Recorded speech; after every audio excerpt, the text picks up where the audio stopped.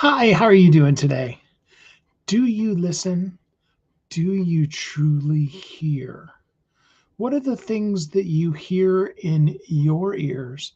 What are the sounds, the noises, the pressures, the thoughts, the feelings that rise to the top of your life right now? What are the things that you hear, and what do you want to hear? Hi, my name is Steve Kidd. I am a third generation minister, an international best-selling author of 21 books and counting, and I am so blessed to work with people, as a marketing company with a strong publishing division, helping them writing, publishing, marketing their books to bestseller and beyond. Even more so, to help them have collectively reached the over 1 million people that their books have reached, and to show them that their cloud doesn't just have a silver lining, but they actually have silver that's covered with cotton candy to help you be able to see the next, the up level, the greater, the better, the more that is in store for you. Yes, you're doing amazing things in this world, and it's only the beginning. So let's talk today about hearing, about do you truly hear and what do you hear? Now, for all of us, sometimes the things going in our own lives are just so loud that we can't hear anything else but our own selves. Sometimes it's because of that voice inside of our head, and sometimes it's because we're shouting, screaming, yelling, hollering at the world. And how could we hear anything over the legitimate upset that we have? I'm not in any way saying that you haven't earned the right to feel exactly the way you feel right now. I'm just simply saying that we can hear or we can talk. But as my dad always used to say, God gave us two ears and one mouth so that we listen twice as much as we hear. And it's really, really hard to hear the voice of someone in need, someone that we're meant to help and serve, when all that we can hear is our own voice, our own cries, our own concerns. And sometimes that's all we can do. But a lot of times we just don't know how to quiet that voice. I do know that there's a secret. There's a secret to being able to be in service that keeps you from being able to be in fear, anger, upset, and all of those other quote unquote negative emotions. We just can't, we simply don't have the capability. It's a mental psychological reality that when you're in service, truly into it, it's impossible to be in that place of fear, and vice versa. When we're in fear, we can't really truly serve. We have to make the choice. And sometimes at the beginning of it, I'll even tell you, there's sometimes when I do Facebook Lives like this, where to begin it, it's a push. It's not just naturally, oh, I'm in just this wonderful Shangri La, and nothing's going wrong in my life, giving, serving place. Sometimes I do it because it's what I choose to do. And I will step out and reach out and begin to go. And I will do the things that I can do to reach out, to love, to serve you, to encourage you, to help you live your life thriving and truly free. There are times like yesterday when, even in that, the world will crowd in. Some of you that saw the very end of my live yesterday knows that it wasn't a very elegant ending. I had a call that I had to take that was a money matter, and I had to deal with it right then, because I'd been trying to get a hold of that particular person for several weeks now. And, so you just got to do what you got to do. And so it was a little bit inelegant of an ending. And I do tend to try to have really elegant sounding and good sound bite types of endings. But, sometimes life happens.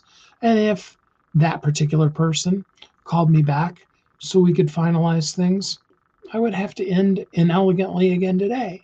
But I hope we don't, because I really do want to hear you. I want to hear your cries. I want to hear your needs.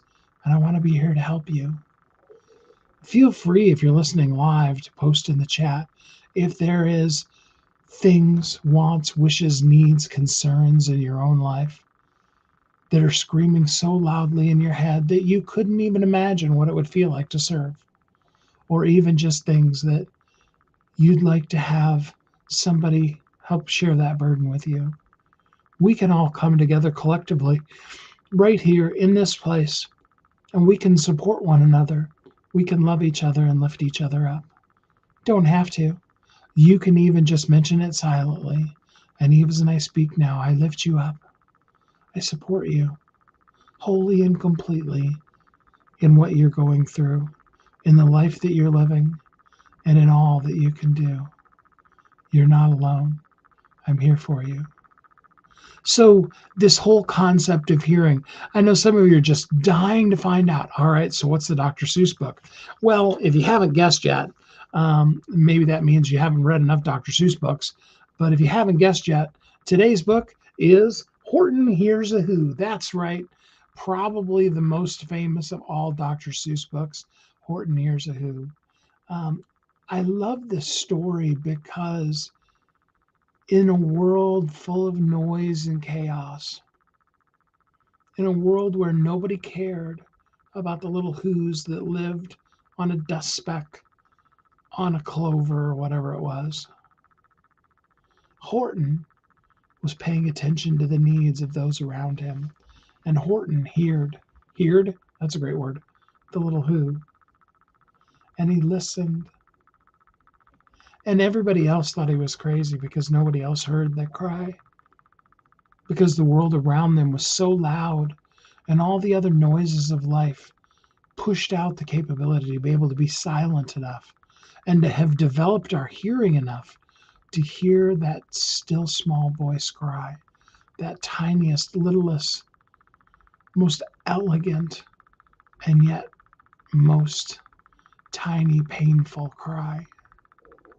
And the Who's, who were on the verge of being destroyed, had to all get together as one voice and cry out and amplify that one voice so that the rest of the people out in Horton's world could hear the tiniest, smallest squeak of their cry for help, and they could know that they were real.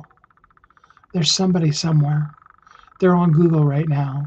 There may be tears streaming down their face as they search for the answer that you know so well that honestly, if I was going to ask you what book should you write, probably wouldn't even be the one you would think of.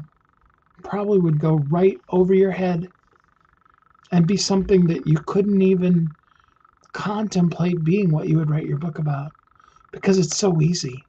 You do it with such grace and ease and elegance that the last thing on your mind would be that thing. And yet, because we've convinced ourselves that everybody must know how to do it because it's so easy for us, we don't share it. And yet, came back to that, there is somebody, like I said, they're on Google right now, tears streaming down their face, desperate, looking for an answer. And you know what they're not finding? They're not finding you. They're not finding your answer.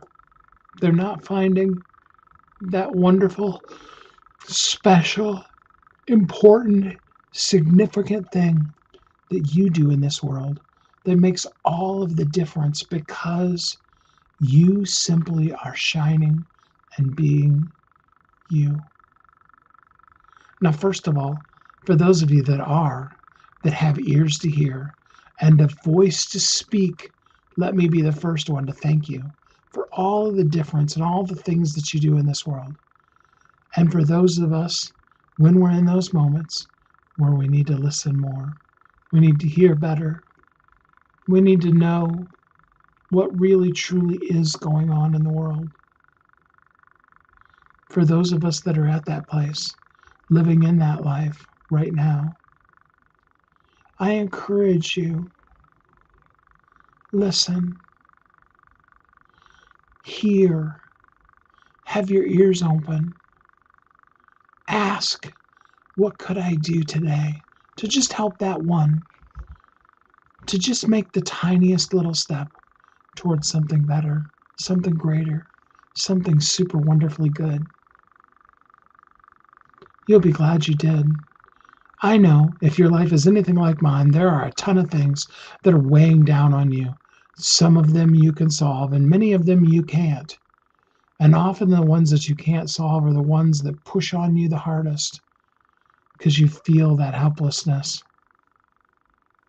I encourage you to give those things to God. Let Him carry those.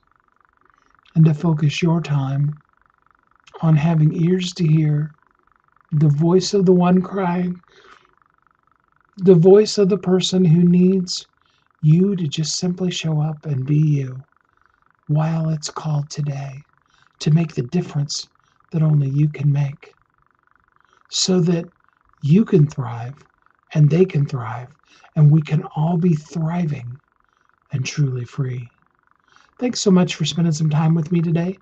Looks like we are going to get a nice, elegant ending. I do hope that you're happy, safe, warm, and loved, and that you know that I'm here for you. If there's ever anything I can do, feel free to let me know. And until we're together again next time, have a great